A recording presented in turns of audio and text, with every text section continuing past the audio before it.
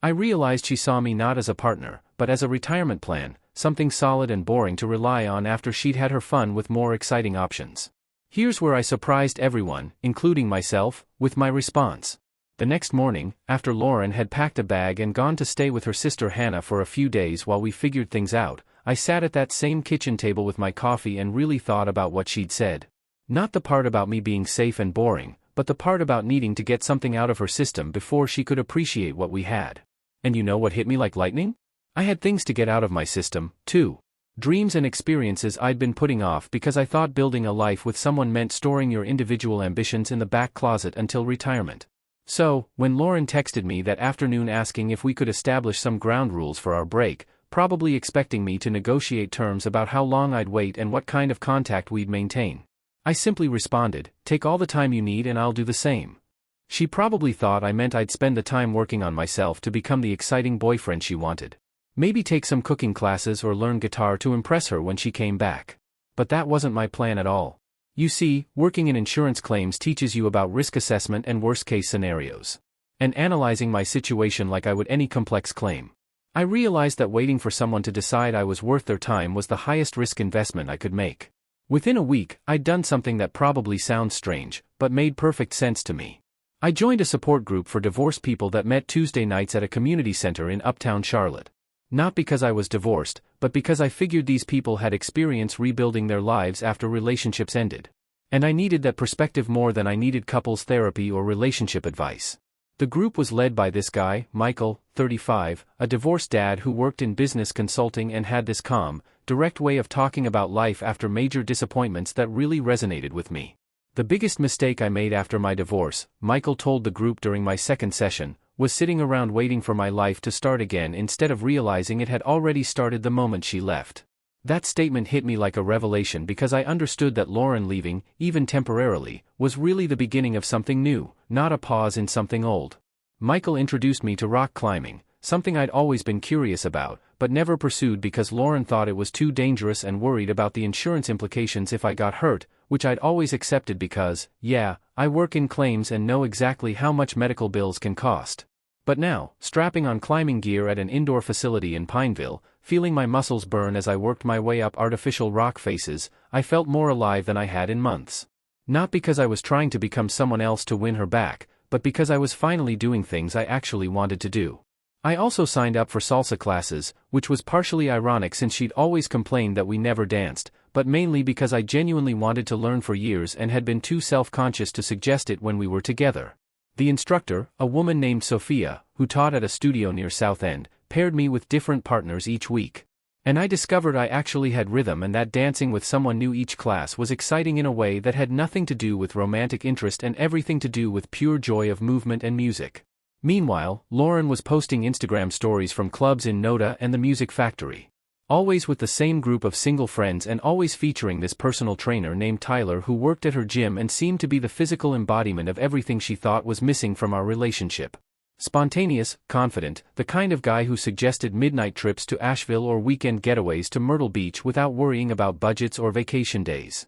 Her posts had this forced quality like she was trying to convince herself as much as her followers that she was living her best life. Lots of selfies laughing too hard and captions about living in the moment that felt desperate rather than genuine. But here's what really threw her off. According to Hannah, who started calling me occasionally to check how I was doing, my social media was showing a completely different version of the story she'd expected. Instead of sad James sitting at home with takeout containers waiting for her to come back, my Instagram showed climbing adventures with my new friends from the support group, salsa dancing videos where I was clearly having a blast, hiking trips to the Blue Ridge Mountains on weekends when she assumed I'd be home missing her.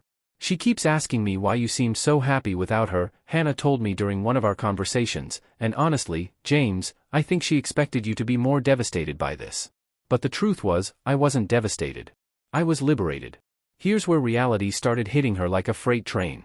About 6 weeks into Lauren's wild phase, the glamorous single life she'd been chasing started losing its shine faster than cheap jewelry. Tyler, the personal trainer she'd been featuring in all her Instagram stories, turned out to be exactly what you'd expect from a guy who spends his days flexing in front of mirrors and hitting on women at the gym.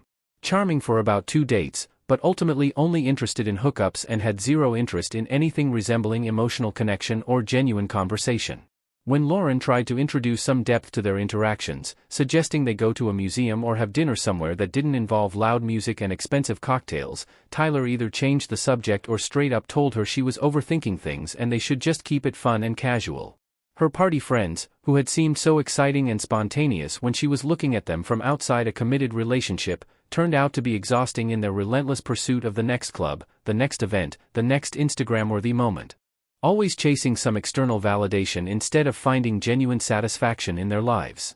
These women, mostly mid to late 20s, seemed stuck in a perpetual state of manufactured excitement. Constantly planning elaborate nights out that inevitably ended with someone crying in a bathroom, starting drama over nothing, or spending money they didn't have on clothes they'd wear once for photos. Lauren found herself missing the simple pleasure of a quiet night at home. Missing having someone who actually cared about her day-to-day experiences instead of just wanting her as a wingwoman for their latest romantic conquest. The novelty of random men buying her drinks and trying to impress her with terrible pickup lines had worn thin quickly, especially when she realized most of these interactions were hollow and forgettable, lacking any real substance or potential for meaningful connection. So naturally, she started reaching out to me, testing the waters with casual texts that began innocently enough, asking how I was doing, mentioning something funny that reminded her of an inside joke we shared, sending photos of places we'd visited together with captions like, "Remember when we came here?" But here's what she didn't expect. I was genuinely busy, not sitting around waiting for her messages like some loyal dog hoping for scraps of attention. When she texted me on a Friday night asking if I wanted to grab coffee and catch up, I was actually packing gear for a weekend climbing trip to Grandfather Mountain with my new group of friends from the support sessions and the climbing gym. When she suggested we could watch our old favorite show together sometime, I was at salsa practice preparing for a social dance event that Sophia had invited all her students to. When she called me on a Tuesday night around 10 o'clock, probably expecting to find me home alone and available to listen to her relationship problems with Tyler, I was out with Michael and several other guys from the group, having dinner and discussing our plans for a hiking trip through the Smokies we'd been organizing for months. "You sound different," she said during one of our phone conversations. And I could hear confusion and something that might have been panic in her voice, like happier. "Are you seeing someone?" The question caught me off guard because honestly I had been on a few casual dates. Nothing serious, just coffee or dinner with women I'd met through my new social circles. But it wasn't about replacing her or proving a point. It was about discovering who I was when I wasn't constantly managing someone else's emotional needs and insecurities. "I'm just living my life, Lauren," I told her. And the simplicity of that statement seemed to throw her completely off balance because apparently she'd expected me to be in some kind of suspended animation waiting for her to finish sowing her wild oats and come back to reclaim her place as the center of my universe. "But what about us?" she asked. And I could practically hear her mental gears grinding as she tried to process the fact that I hadn't been sitting like a faithful golden retriever, keeping our apartment exactly as she'd left it, staying available for when she decided she was ready to settle down with her safe option.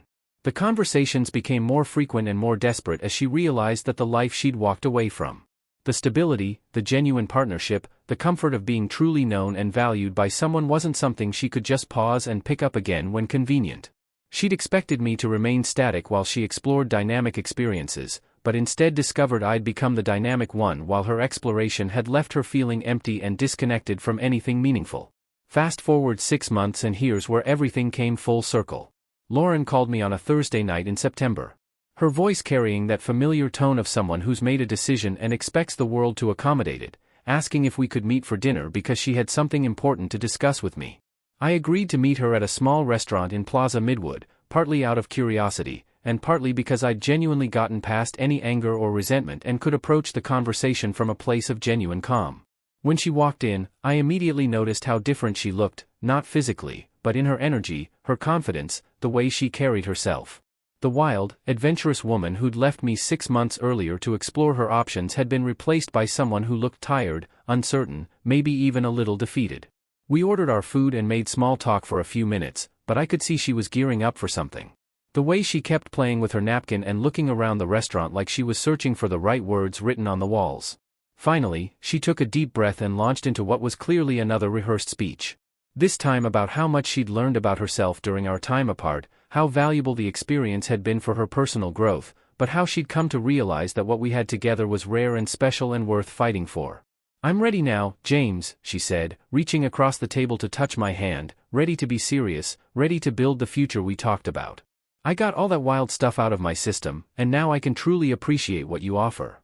The irony wasn't lost on me that she was essentially asking me to be grateful that she'd decided I was worthy of her attention now that she'd confirmed there wasn't anything better available. She talked about how exhausting it had been to be constantly on with people who didn't really know her, how superficial most of her interactions had become, how much she missed having someone who understood her moods and her humor and her quirks without needing constant explanation. You were right to wait, she said with a smile that probably would have worked 6 months ago. And now we can pick up where we left off, but better because I know what I want now. I listened to her entire presentation without interrupting, watching this woman who had once been the center of my universe trying to reclaim a position that no longer existed. And when she finished talking, I was quiet for a long moment. Not because I was considering her offer, but because I was marveling at how completely different I felt sitting across from her. Lauren, I said finally, I think there's been a misunderstanding. I wasn't waiting for you. The confusion that crossed her face was almost comical, like I told her gravity had stopped working or that Tuesday had been cancelled. What do you mean you weren't waiting for me? We agreed to take a break so I could figure things out and now I have. I explained as gently as I could that a break had meant exactly that to me. A break, not a pause, not a timeout where I'd sit on the bench while she played in the game.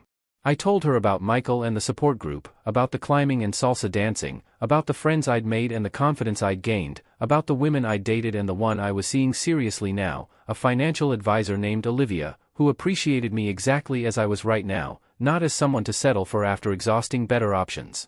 But I chose you, Lauren said. And I could hear desperation creeping into her voice as she realized her careful plan of having her cake and eating it too was falling apart in real time. I could have stayed with Tyler or any of those other guys, but I chose to come back to you. That's when I understood she still didn't get it. Still saw our relationship as something she could put in storage and retrieve when convenient. Still thought of me as her insurance policy rather than a person with my own agency and choices. You didn't choose me 6 months ago, I said, keeping my voice calm but firm. You chose to explore your options while keeping me as a backup plan. And that taught me something important about the difference between being someone's security blanket and being genuinely wanted. I explained that I'd learned to value myself enough to want someone who would choose me first, not someone who would choose me after confirming there wasn't anything better available. The woman sitting across from me wasn't the same person I'd fallen in love with 2 years ago. But then again, neither was I. I'd become someone who understood that real love doesn't involve being treated like a retirement plan. Someone who deserved to be with a person who valued what we had in the present moment instead of seeing it as something to settle for in the future.